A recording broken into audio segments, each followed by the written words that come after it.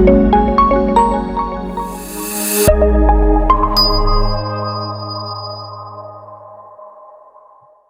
afternoon, everybody. This is Wendy from Mission Empower. Welcome to another edition of Wonderful Wednesdays with Wendy. Today, I'm really excited to bring you Big Brothers and Big Sisters. I have Daniel Stone from Big Brothers and Big Sisters in Erie County. It's Erie County, right, Daniel? Erie and Western Crawford County, yes. Okay, so see, and he is going to talk with us today about their program because I'm super curious about it, and it's been around for a while. How long, Daniel, has it been around? We've been in Erie and Western Crawford for about 40 years, yeah. Wow. Okay. So tell me, first of all, how did Big Brothers and Big Sisters ever come to be? Like, whose brainchild was this?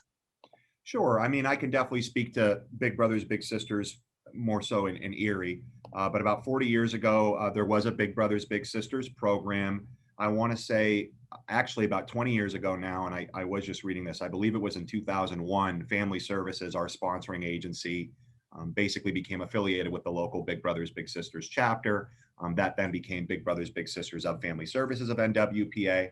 We are still very much, we pay our dues. We're still very much affiliated with Big Brothers Big Sisters National. So we have their logo, we have their brand, we have their mission, which I can kind of touch on or even say now might be a good time. Our mission to create and support one-to-one mentoring relationships that ignite the power and promise of our youth. So we really are a national program, but of course we are affiliated with Family Services, which really is a great thing. Family Services just has so many different services, so many different avenues of support. So as far as just kind of how Big Brothers Big Sisters came to be, we had a demand of people who really needed mentors in Erie. Big Brothers Big Sisters was already operating. I think Family Services saw that void, saw that they could take Big Brothers Big Sisters and make it even stronger, bigger than it was, which I think we have over the last 20 years. So yeah, I guess that's kind of, do you have any other specific questions about how we came to be? Yes. So the original funding for the national organization, like, how does that happen? Because it's really cool that Family Services took you underneath their umbrella because funding is always such an important thing. So nationally, how does the funding occur? Do you have any idea? Sure. I mean, I have an idea. I'm not in those big time fundraising meetings, I would say, but I can say Big Brothers Big Sisters National has a ton of partnerships, big time national partnerships, and I say that humbly. But whether it's I think they actually started partnering with the NFL 1 or 2 years ago, Mhm. which say what you want about the NFL, they are a billion-dollar organization, and they do shell out money to things like Big Brothers Big Sisters. I believe there's partnerships with like John Deere. Places like Walmart, Arby's is a big one, and actually Arby's helps us out locally. So I do want to kind of shout out Arby's, who's been very generous to our specific program, but also on a national level too. So thank you, Arby's. So just kind of a few off the top of my head, some bigger brands that are affiliated with National, and pretty much what National does is they take X amount of the money to pay their staff, which makes sense, and then the rest of the money is divided up and basically given out to other programs. So we still do get resources, including funding from National, which is great. Can never have, for a nonprofit, for a fundraising program, can never have too much money, especially when it's all going back to those that we serve. Okay, so you being local and being underneath the umbrella of Family Services, which has to be beneficial for you as an organization. What kind of fundraising do you guys do that you need the community to help you with or support for our local Big Brothers Big Sisters?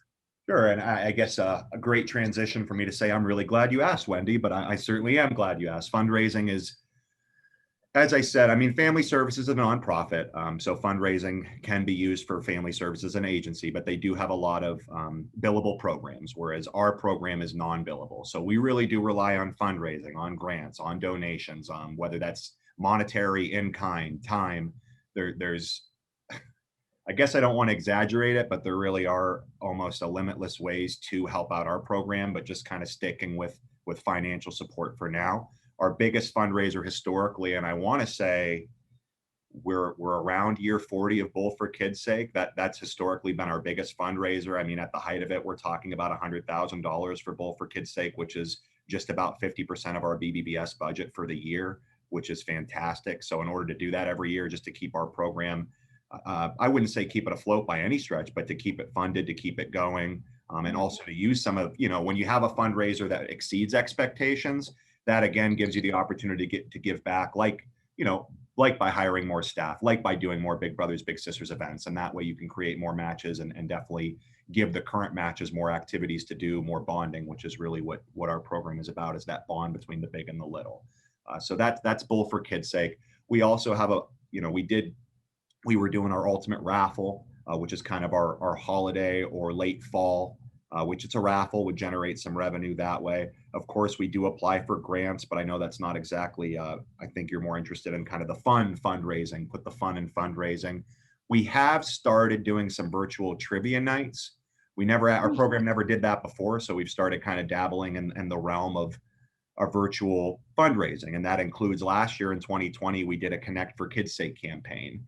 And folks could, instead of us doing Bowl for Kids' Sake, we did a Connect for Kids' Sake. And with kind of the social distancing going on, we thought it was a really good avenue to kind of, show our program still operating, we're still connecting. And even if people are social, distancing, it doesn't mean they're not still socially interacting, even if it is virtual. So that Connect for Kids' Sake really highlighted that. And we actually generated, don't quote me on this, but I want to say between $30,000 and $40,000 from that, which if you consider kind of like many of us last year, having your mindset on what you're going to do, and then literally the world changing kind of overnight, and then having to make shift, how are we going to, get through this? I think that's a huge accomplishment to our program. And to tie it back into family services, there's no way that it would have been as successful without the sponsoring agency really taking a lead on that. That's awesome. And Thank so I would love to put any of your events on our calendar. So feel free to email those over and we'll make sure that those events are available for our families to see so they can participate if they choose to. That would be great. So let's talk about the actual program itself. So you've got bigs and littles. So what qualifies a little person in need? First of all, what is the age range that you have to be a little? So it's kind of a fun question. Typically, our age range is 6 to 13, but there are times where, maybe a kid's 5 turning 6, and there might be a time where I tell a family to apply. I guess, whereas the guideline is 6 to 13, once you're in our program, we can see you through high school graduation. So just because the typical age is 6 to 13, we do have kids that are older in our program as well. And more often than not, what I tell folks is, as long as you're going to be willing to work with us as a program, we're probably going to be willing to work with you. And oftentimes it doesn't hurt to apply. So that really is kind of who we serve. Okay, and so that's who Well, you age serve. range specifically, excuse me. Okay, and so then what are the other underlying conditions that you need to do or qualify? I'm going to assume you need to qualify in a certain manner. What are you Yeah, guys looking at? we have not even rehearsed this, Wendy, you and I, but you're kind of going right through my talking points that I have internally. So thank you so much. Yeah, the next step is, after discussing age, is we would talk about kind of what kind of kiddo are we looking at here? What are some of the issues or barriers? We really, family services, I think, really tries to stay strengths based. So I don't want to say what are the problems. That's not really positive, but kind of what are the barriers? What are the challenges? What are things we can help? Heck, what are Mhm. strengths? What are things that are going well? And how can you add to our program? But as far as, typically the blanketed statement would be, we typically serve at-risk youth. Mhm. That does not have to be, does not have to be single parent homes, but it typically is at-risk youth. So what that means is families or youth more prone to, unfortunately, poverty, less high school graduation rates, less academic, success grade wise, more likely to be involved with juvenile delinquency. And basically, what our Big Brothers Big Sisters program finds is that on a community level, and it extends beyond just our local program, but our local program can kind of wave this flag too. Kids that are involved with our Big Brothers Big Sisters program, at-risk youth, are more likely to graduate high school. They're less likely to be involved with juvenile delinquency. They're more likely to have academic success. They're more likely to have better social skills and learning skills. So ultimately, what our program does is I mean, I don't usually use the word combat, but we are directly combating some of the barriers and challenges that our families that we serve are facing. And we're Mhm. helping them overcome those barriers, and maybe even finding strengths they didn't know they had. Okay, so here's my next question. Do you also accept or work with children that are on like the behavioral mental health spectrum, or do you tend to steer clear and because there's lots of different programming out there for lots of different issues. So I wanted to clarify which lane that you're sticking in. So is Sure. autism an issue for a big brother or a big sister? I definitely want to be HIPAA, HIPAA cognizant, and I Mhm. don't want to get into, violate anybody's Specifics, privacy. Yeah, right? I can basically say, and I think this really is appropriate to say, we've had all walks of life in our program, whatever the challenges might be, whatever the strengths might be. So absolutely, we've had people who might be ID, people who might have mental health, people who just need somebody, who just simply need somebody. So I mean, really everywhere in between. And Okay. oftentimes, we do have cases where, and this might be a little off topic, but I think it fits in. You'll have a case where you make a match, and the big's like, but everything's so like, what? Why am I matched with this guy? Everything looks so great. Everything's so great. And then kind of as people get to know each other, sometimes the more you get to know someone, you do kind of get to learn what they might struggle with. And so even for Mhm. some of our kids who outside look at a great home, great life, but maybe they don't have that friend, they don't have that support, and our program can directly help with that. That's awesome. That's perfect. Because I know that in my job, it's in educational advocacy. You would think, or you wouldn't think that 90% of it is mental health based, Sure. and so it's an unusual kind of a thing. And it's all about really teaching and reinforcing and modeling uh, coping skills and coping mechanisms and being out in the community and just being a positive role model, and sometimes that's just what needs to happen. And so that's why I was curious if there was any fear. So we're talking about our littles, and how often do littles meet with their bigs before we get into the bigs? Great question. 4 to 6 hours a month is the national average. 4 to 6 hours a month is kind of what we promote. Again, obvious. I do think there is an element of again, work. As long as you're willing to work with us, we're going to be willing to work with you. So, and when I say that, like when you have a kid who's in the program, like let's say they joined the program at 8 years old, Mhm. they're probably going to be seeing their big a lot. Like that 4 to 6 hours a month, you can probably meet that attending our Big Brothers Big Sisters events, especially now that we're kind of picking up events again with things opening up, which is fantastic. Mhm. So you can probably meet those hours simply attending our events. But as kids get older, they get into extracurriculars like sports, like music, art, which we were talking about earlier. There's countless things that kids can kind of get invested in and find ways to spend their time in. And I think what our really good bigs and what our really good littles do is they communicate so that even if they're not spending that 4 to 6 hours a month every month, they are talking, they're communicating, they're making plans to meet the next month, whatever it might be.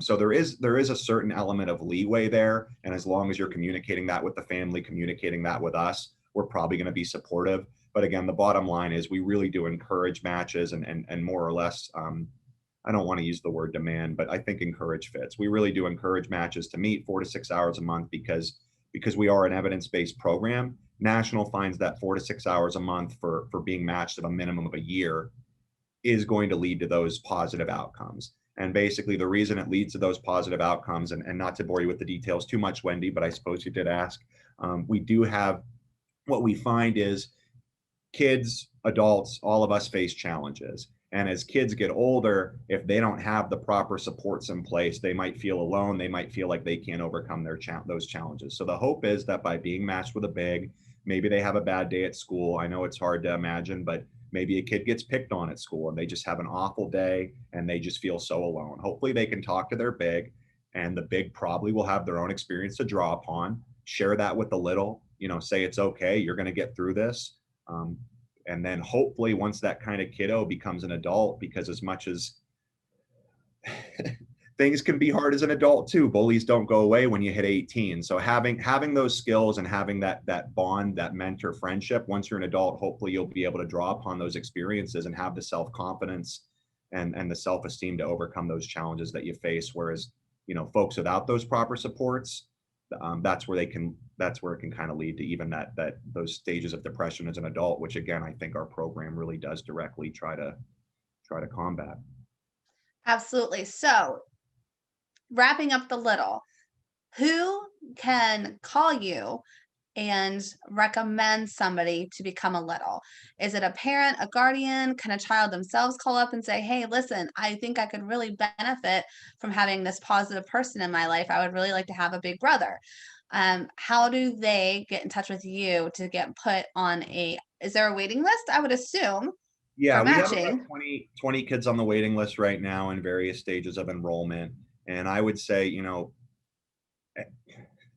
it's kind of a cliche thing, but really anybody can reach out to me. My number is 814-866-4505, which I think that will be kind of shown. I think we're going to put a slide with my information here that hopefully we can share. But anybody can email or call me, or they can call Family Services at large, just the agency, and ask for Dan Stone or Big Brothers Big Sisters.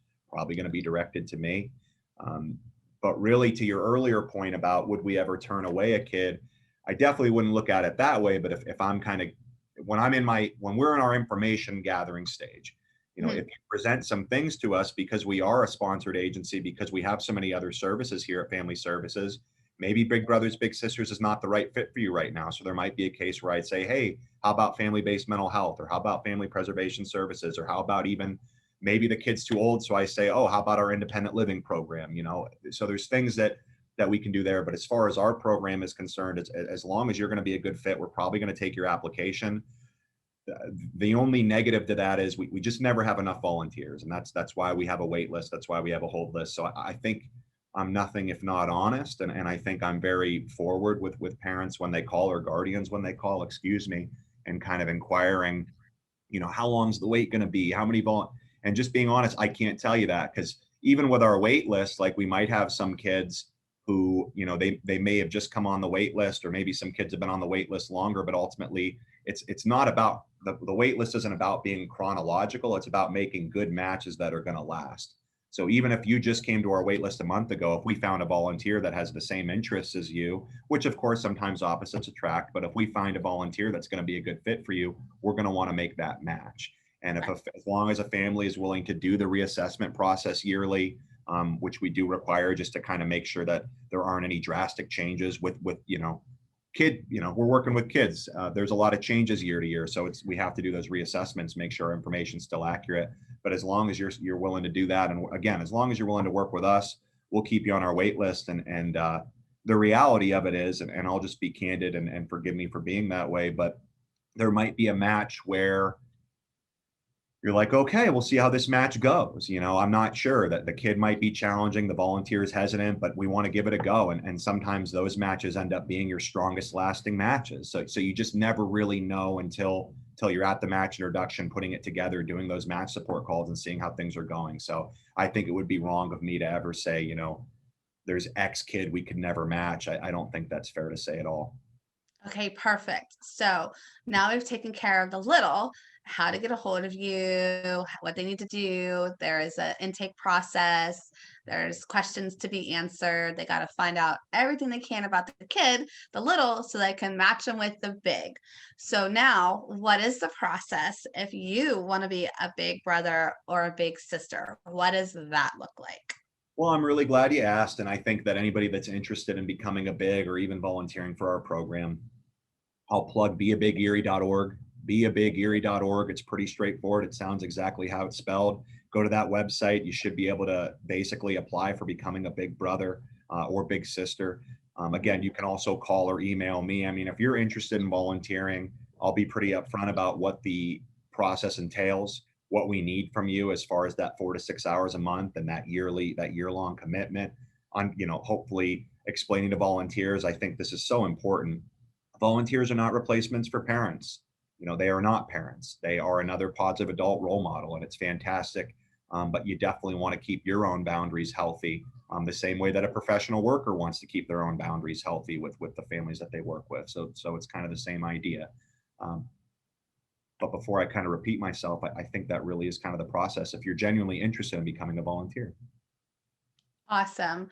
And do they get any kind of training, I would assume, Oh, or sure. no? Yes, and forgive me, I guess just going beyond the inquiry stage. Yeah, absolutely. Paula Hayes, who was the director for a number of years, still serves for us part time. Our other staff, Laurel Hutchins, but both are just in my opinion, phenomenal BBBS staff just to really know the program or really indoctrinated with the program. But basically, after that inquiry phase, you'll probably be trained by either Paula or myself, most likely Paula, but I can fill in as needed as well. We do offer a pretty thorough training. I mean, and part of, we want that training to be intensive because if a volunteer is struggling, calling us back, emailing us back, if a volunteer says, "Oh, I'm going to have this by then," and then they don't, the reality of it is that's good for us to know because we can kind of we can kind of say, "Hey, just so you know, like we don't mind waiting, but when it comes to when you're matched, please don't keep the family waiting." And so those are important things to keep in mind. And I think our screening process, if you will, really kind of lets us hone in on who really wants to be a volunteer and who just kind of wants to go through the motions, if that makes sense. So, Total sense. So, uh, once you are a volunteer and you're matched, say, and so you're a big and you've got a little, what is the process? So I know we were talking about there's definitely big brother, big sister events that you tend to hold. sure. So are you expected to attend those? What's the financial commitment that you're making? Like those are important things to know. From a Big's perspective, there really shouldn't be much of a financial commitment outside of, picking up the kiddo to and from activities. Some bigs are very giving, and I'll say part of this ties into the training. Something that we really stress is that we don't want bigs buying their relationship with their little. And when we say that is, friendship should not be founded upon, oh, what can you buy me? What can you get me? Or even what can you do for me? It's, friendships should hopefully be founded upon just wanting to genuinely spend time together. And the rest hopefully will take care of itself, if I'm being honest. So what our program really, I mean, the biggest currency that our program has, and maybe this is corny, but it kind of strikes me right now. I mean, the biggest thing that our bigs can spend on their little is time. And I'm sure I'm not the first person to say that, but it makes total sense. mhm, But as far as financial commitment, there really shouldn't be one. But of course, there, like I said, I mean, there are times where a big might buy a Happy Meal. I think they still have Happy Meals where a big might buy a Happy Meal or whatever it is for their little. But to your point, our BBBS events, those should be free of cost to the big, free of mhm. cost to the little. Most of our events, we provide food. We either get tickets, excuse me, we either get tickets donated, covered through a grant, covered through a donation. So again, our bigs really shouldn't have to spend anything with regard to our Big Brothers Big Sisters events. As far as that, do they have to attend? No, of course not. I mean, the program is 100% voluntary. So I mean, if an event is not right, I mean, I think of a match that comes to mind, quite frankly, who they don't want to attend plays. That's okay. That's quite okay. We probably have a few matches that don't want to attend plays, but we also have several matches where plays are what they want to do, so they will attend those events. And then maybe a couple weeks later, we'll do a sporting event, and those matches who attended the plays don't want to attend the sporting events, or maybe we'll have matches who want to attend every single event under the sun, which is great. So there's no requirement to attending Big Brothers Big Sisters events, but as long as you're spending that time, that 4 to 6 hours a month, but if you're not spending that time, if you're finding it hard to spend that time, what I think is really nice about our program is, again, you can probably hit those hours simply attending our BBBS events. And that's a That's really what I was good, going to say. yeah. Yeah, that's awesome that you're providing those events to kind of make it pretty seamless for the big to be able to participate with their little and then also be with other kids that have littles and other bigs so that you're kind of like they're modeling for Yep. you too as you're coming up through the ropes when you're new. Thank you for saying that because I think it was kind of in my stream of consciousness, but it kind of escaped me. But the other piece of it and kind of what I was getting at with, some bigs like plays, some like sports, some like both. We have so many different people in our program. And the fact that they get to interact and meet, I mean, that really is a really great thing for our program. And again, it increases that social interaction, that self-esteem piece. Just, knowing how to carry yourself in groups of people. Those are skills that, like it or not, you're probably going to need to have or need to use at some point. So I think the fact that our program, to your point, models that without maybe, I think sometimes, we don't even have to say, hey, look at all these skills you're learning. Like it's subconscious. It's people pick up on those things. So I think it's just a really great thing when folks are able to attend our events because I think they gain so much beyond just being at the actual event. I agree. Anytime that you can take a group of people that is going through a like situation and have role modeling involved, that's just making it grow so much more. I Yep. know I was curious about big brothers and big sisters because when I was growing up, my best friend had a big sister. And I was always very jealous of the bond that they had and the things that they would go do and the fun that they always seemed to be having together.